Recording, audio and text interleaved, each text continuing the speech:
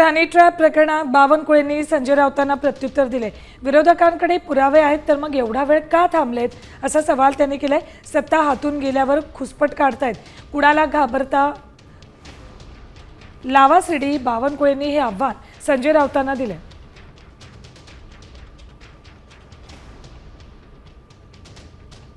माननीय मुख्यमंत्र्यांनी स्पष्ट सांगितलं आहे, जेव्हा विरोधकाला जर वाटतं एवढा वेळ का थांबता येते, विरोधकाकडे काही बाबी असतील, मला वाटतं की मीडिया मॅनेजमेंट करण्याकरता लोकांची करमणूक करण्याचा हा एक मोठा ब्लंडर आहे।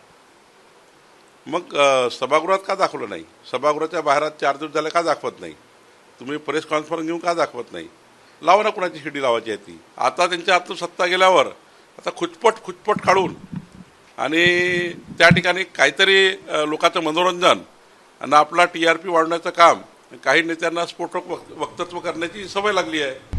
आता isakal.com आहे देशातील नंबर 1 ची मराठी न्यूज वेबसाईट। प्रत्येक अपडेटसाठी isakal.com ला नक्की भेट द्या।